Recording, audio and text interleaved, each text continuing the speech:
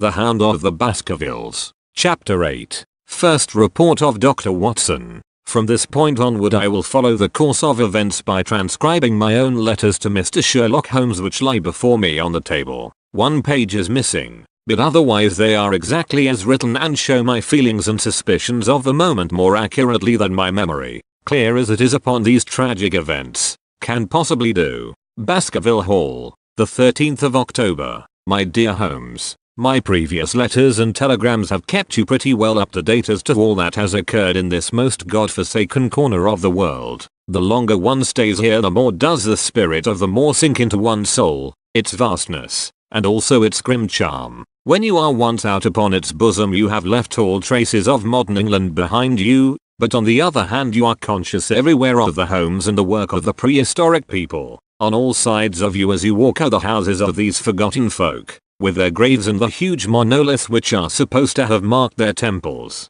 As you look at their grey stone huts against the scarred hillsides you leave your own age behind you, and if you were to see a skin-clad, hairy man crawl out from the low door fitting a flint-tipped arrow onto the string of his bow, you would feel that his presence there was more natural than your own. The strange thing is that they should have lived so thickly on what must always have been most unfruitful soil. I am no antiquarian, but I could imagine that there was some unwarlike and harried race who were forced to accept that which none other would occupy. All this, however, is foreign to the mission on which you sent me and will probably be very uninteresting to your severely practical mind. I can still remember your complete indifference as to whether the sun moved round the earth or the earth round the sun. Let me, therefore, return to the facts concerning Sir Henry Baskerville. If you have not had any report within the last few days it is because up to today there was nothing of importance to relate. Then a very surprising circumstance occurred, which I shall tell you in due course. But, first of all,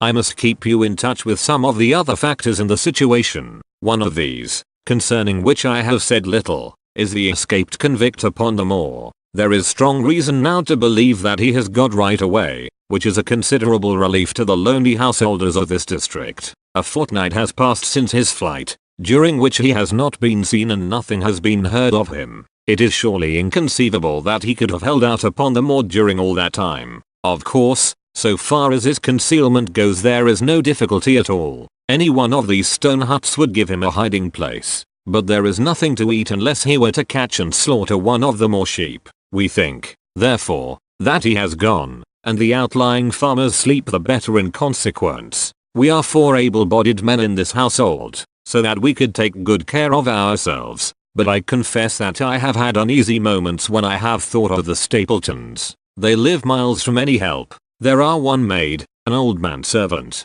the sister, and the brother, the latter not a very strong man. They would be helpless in the hands of a desperate fellow like this Notting Hill criminal, if he could once effect an entrance. Both Sir Henry and I were concerned at their situation, and it was suggested that Perkins the groom should go over to sleep there, but Stapleton would not hear of it. The fact is that our friend, the baronet, begins to display a considerable interest in our fair neighbour. It is not to be wondered at, for time hangs heavily in this lonely spot to an active man like him, and she is a very fascinating and beautiful woman. There is something tropical and exotic about her which forms a singular contrast to her cool and unemotional brother, yet he also gives the idea of hidden fires. He has certainly a very marked influence over her, for I have seen her continually glance at him as she talked as if seeking approbation for what she said. I trust that he is kind to her. There is a dry glitter in his eyes, and a firm set of his thin lips, which goes with a positive and possibly a harsh nature. You would find him an interesting study. He came over to call upon Baskerville on that first day, and the very next morning he took us both to show us the spot where the legend of the wicked Hugo is supposed to have had its origin. It was an excursion of some miles across the moor to a place which is so dismal that it might have suggested the story. We found a short valley between rugged tors which led to an open, grassy space flecked over with the white cotton grass. In the middle of it rose 2 great stones, worn and sharpened at the upper end, until they looked like the huge corroding fangs of some monstrous beast. In every way it corresponded with the scene of the old tragedy. Sir Henry was much interested and asked Stapleton more than once whether he did really believe in the possibility of the interference of the supernatural in the affairs of men. He spoke lightly, but it was evident that he was very much in earnest. Stapleton was guarded in his replies, but it was easy to see that he said less than he might, and that he would not express his whole opinion out of consideration for the feelings of the baronet.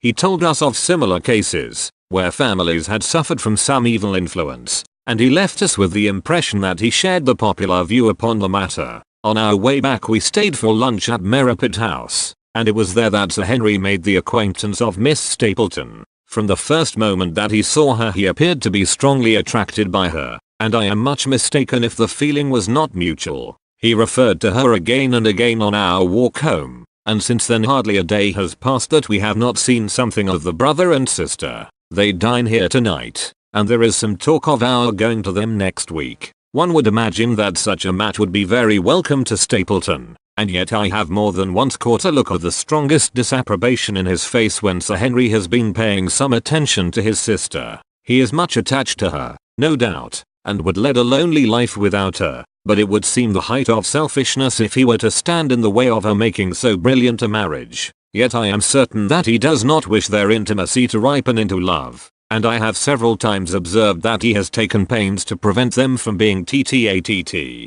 By the way, your instructions to me never to allow Sir Henry to go out alone will become very much more onerous if a love affair were to be added to our other difficulties. My popularity would soon suffer if I were to carry out your orders to the letter. The other day, Thursday, to be more exact, Dr. Mortimer lunched with us. He has been excavating a barrow at Longdown, and has got a prehistoric skull which fills him with great joy. Never was there such a single-minded enthusiast as he. The Stapletons came in afterwards, and the good doctor took us all to the yew alley, at Sir Henry's request, to show us exactly how everything occurred upon that fatal night. It is a long, dismal walk, the yew alley, between two high walls of clipped hedge, with a narrow band of grass upon either side. At the far end is an old tumble-down summer house. Halfway down is the moor gate, where the old gentleman left his cigar ash. It is a white wooden gate with a latch. Beyond it lies the wide moor. I remembered your theory of the affair and tried to picture all that had occurred. As the old man stood there he saw something coming across the moor, something which terrified him so that he lost his wits, and ran until he died of sheer horror and exhaustion. There was the long, gloomy tunnel down which he fled, and from what, a sheepdog of the moor, or a spectral hound, black, silent, and monstrous? Was there a human agency in the matter? Did the pale, watchful Barrymore know more than he cared to say? It was all dim and vague, but always there is the dark shadow of crime behind it. One other neighbor I have met since I wrote last. This is Mr. Frankland, of Laughter Hall, who lives some 4 miles to the south of us. He is an elderly man, red-faced, white-haired, and choleric. His passion is for the British law, and he has spent a large fortune in litigation. He fights for the mere pleasure of fighting and is equally ready to take up either side of a question, so that it is no wonder that he has found it a costly amusement. Sometimes he will shut up a right-of-way and defy the parish to make him open it. At others he will with his own hands tear down some other man's gate and declare that a path has existed there from time immemorial, defying the owner to prosecute him for trespass. He has learned in old manorial and communal rights, and he applies his knowledge sometimes in favor of the villagers of Fernworthy, and sometimes against them, so that he is periodically either carried in triumph down the village street or else burned in effigy. According to his latest exploit, he is said to have about 7 lawsuits upon his hands at present, which will probably swallow up the remainder of his fortune and so draw his sting and leave him harmless for the future. Apart from the law he seems a kindly, good-natured person, and I only mention him because you were particular that I should send some description of the people who surround us. He is curiously employed at present, for, being an amateur astronomer, he has an excellent telescope, with which he lies upon the roof of his own house and sweeps the moor all day in the hope of catching a glimpse of the escaped convict. If he would confine his energies to this all would be well,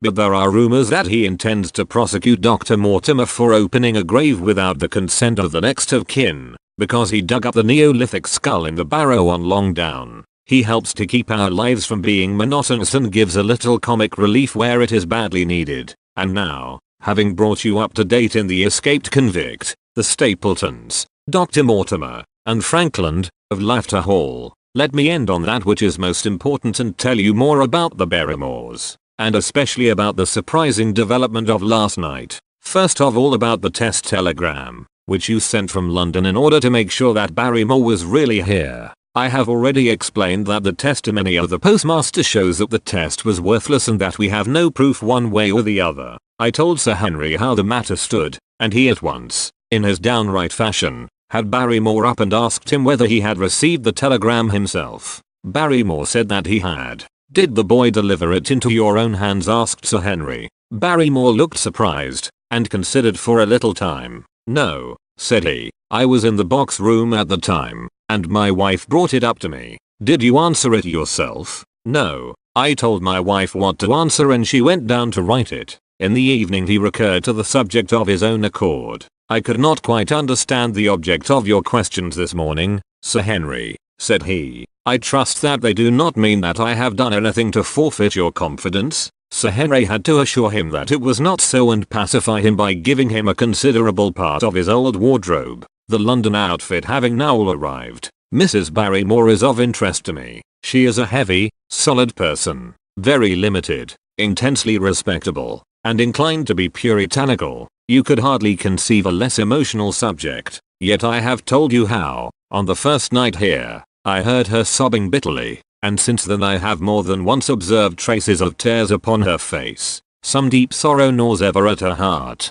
Sometimes I wonder if she has a guilty memory which haunts her, and sometimes I suspect Barrymore of being a domestic tyrant. I have always felt that there was something singular and questionable in this man's character, but the adventure of last night brings all my suspicions to a head, and yet it may seem a small matter in itself. You are aware that I am not a very sound sleeper, and since I have been on guard in this house my slumbers have been lighter than ever. Last night, about 2 in the morning, I was aroused by a stealthy step passing my room. I rose, opened my door, and peeped out. A long black shadow was trailing down the corridor. It was thrown by a man who walked softly down the passage with a candle held in his hand. He was in shirt and trousers, with no covering to his feet. I could merely see the outline, but his height told me that it was Barrymore. He walked very slowly and circumspectly, and there was something indescribably guilty and furtive in his whole appearance. I have told you that the corridor is broken by the balcony which runs round the hall,